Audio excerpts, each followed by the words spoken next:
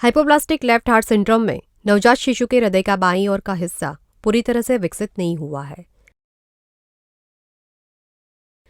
आपका हृदय एक स्नायु से बना अंग है जो शरीर में ऑक्सीजन युक्त और पौष्टिक रक्त पंप करता है। आपके हृदय के पंपिंग सेक्शन यानी कि अनुभाग है दायां आलिंद यानी कि एंट्रियम, दायां निलय यानी कि वेंट्रिकल, बायां आलिंद यानी कि एट्रियम और बायां निलय यानी कि वेंट्रिकल। सामान्य हृदय में कम ऑक्सीजन युक्त रक्त आपके शरीर में से बड़ी नसों में, जिन्हें सुपीरियर वीना कावा और इन्फीरियर वीना कावा कहा जाता है, उनके द्वारा बहते हुए दाएं एंट्रियम यानी कि आलिंद में बहता है। इसके बाद रक्त आपके दाएं वेंट्रिकल यानी कि निलय में बहता है, जो अनुबंधित यानी कि संकुचित हो जाता है और रक्त का पल्मोनरी आर्टरी यानी कि फुफ्फुसीय धमनी के द्वारा आपके हृदय के बाहर आपके फेफड़ों में भेजता है। रक्त आपके फेफड़ों में से ऑक्सीजन प्राप्त करता है और पल्मोनरी वेन्स यानी कि फुफ्फुसीय नसों के द्वारा आपके बाएं एंट्रियम यानी कि आलिंद में वापस बहता है और वहां से बाएं वेंट्रिकल यानी कि निलय में बहता है। अंत में आपका बायां वेंट्रिकल यानी कि निलय को अनुबंधित यानी कि संकुचित होता है और आपका हृदय में से ऑक्सीजन युक्त रक्त आपके एओर्टा यानी कि महाधमनी के माध्यम से आपके शरीर में भेजता है। जन्म से पहले हृदय रक्त को ऑक्सीजन पाने के लिए फेफड़ों में नहीं भेजता है, क्योंकि शिशु अभी तक सांस नहीं ले रहा है। बदले में शिशु के लिए जरूरी सारा ऑक्सीजन माता के रक्त में से प्लेसेंटा यानी कि गर्भनाल और अम्बिलिकल कोड यानी कि नाभि रज्जु के माध्यम से मिलता है। इसके अलावा बच्चे के हृदय में से रक्त दो तरह से फेफड़ों को बाईपास कर देता है। एक पल्मोनरी आर्टरी यानी कि फुफ्फुसीय धमनी और एओर्टा यानी कि महाधमनी के बीच के संबंध के द्वारा, जिसे डक्स आर्टरियोसिस कहा जाता है। दूसरा, दो एट्रिया यानी कि दोनों आलिंद के बीच की दीवार के शुरुआती हिस्से में एक छेद के द्वारा, जिसे फोरामन आवल यानी कि अंडाकार रंध्र कहा जाता है।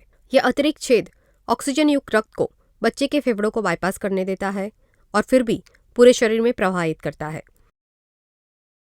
आमतौर पर डक्स आर्टरियोसिस और फोरामेन ओवल दोनों के जन्म के 1 या 2 दिनों में ही बंद हो जाते हैं और शिशु के रक्त को ऑक्सीजन प्राप्त करने के लिए जबरदस्ती फेफड़ों में जाना पड़ता है। हाइपोप्लास्टिक लेफ्ट हार्ट सिंड्रोम में शिशु के हृदय में गंभीर जन्म दोष होता है, जो रक्त को शरीर के शेष हिस्सों में सामान्य तरीके से बहने से रोकता है। यदि शरीर को ऑक्सीजन और पोषण नहीं मिलता है तो वो जीवित नहीं रह सकता है।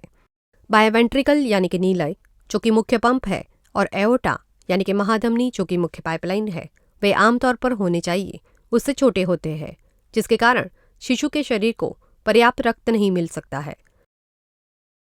यदि डक्स आर्टरियोसिस और फोरामेन ओवल को बंद होने दिया जाए, जो वे सामान्य रूप से होंगे, तो शरीर को मिलने वाला रक्त का प्रवाह और कम हो जाएगा, जिसके कारण घातक परिस्थितियां पैदा हो सकती है।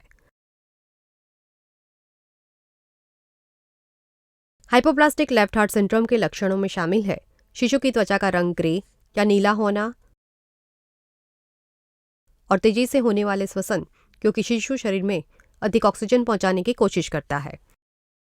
सर्जिकल हस्तक्षेप यानी कि सर्जरी किए बिना यह स्थिति घातक है। हाइपोप्लास्टिक लेफ्ट हार्ट सिंड्रोम का इलाज करने के लिए सर्जन 3 अलग अलग ऑपरेशन करेंगे। इन कार्यों का लक्ष्य शिशु के शरीर में ऑक्सीजन युक्त रक्त के प्रवाह में सुधार करना। स्टेज 1 ऑपरेशन, जिसे नॉर्वुड प्रोसेस कहा जाता है, वो शिशु के जन्म के पहले सप्ताह के दौरान किया जाता है। इस ऑपरेशन के दौरान सर्जन 3 प्रमुख परिवर्तन करेंगे। सबसे पहले पल्मोनरी आर्टरी यानी कि फुफ्फुसीय धमनी को दाईं और बाईं पल्मोनरी धमनी से अलग किया जाता है और एओर्टा यानी कि महाधमनी के साथ जोड़ दिया जाता है। एक ट्यूब का एक छोटा सा टुकड़ा, जिसे ग्राफ्ट कहा जाता है, उसे एओर्टा यानी कि महाधमनी की एक शाखा और दाईं पल्मोनरी आर्टरी यानी कि फुफ्फुसीय धमनी को जोड़ने के लिए दोनों के बीच लगा दिया जाएगा। अंत में सर्जन दाएं और बाएं एंट्रियम यानी कि आलिंद के बीच की दीवार को निकाल देंगे। ये परिवर्तन दोनों फेफड़ों में से दोनों एंट्रियम यानी कि आलिंदों के माध्यम से दाएं वेंट्रिकल में बहने वाले ऑक्सीजन युक्त रक्त के प्रवाह को बढ़ाते हैं। नए एओर्टा यानी कि महाधमनी के माध्यम से शरीर को मिलने वाले रक्त के प्रवाह को बढ़ाते हैं और ग्राफ्ट के द्वारा फेफड़ों को मिलने वाले रक्त के प्रवाह को बढ़ाते हैं। बच्चे को उसके बाकी के पूरे जीवन के लिए इन दवाइयों की आवश्यकता हो सकती है। स्टेज 2 ऑपरेशन, जिसे ग्लेन प्रोसेस कहा जाता है, वो शिशु के जन्म के 6 महीने के बाद, जब शिशु और उसका हृदय थोड़ा मजबूत हो गया होता है, तब किया जाता है। सर्जन एओर्टा यानी कि महाधमनी की शाखाएं और दाई पल्मोनरी आर्टरी यानी कि फुफ्फुसीय धमनी को जोड़ते ग्राफ्ट को निकाल देते हैं। ग्राफ्ट जो काम कर रहा था उसकी जगह लेने के लिए सर्जन सुपीरियर वेना कावा को हृदय में से अलग कर देंगे और उसे दाई पल्मोनरी आर्टरी यानी कि फुफ्फुसीय धमनी के साथ फिर से जोड़ देंगे। इस जोड़ के कारण आपके मस्तिष्क और दोनों हाथ में से आने वाला कम ऑक्सीजन युक्त रक्त सीधे फेफड़ों में ऑक्सीजन प्राप्त करने के लिए जा सकता है।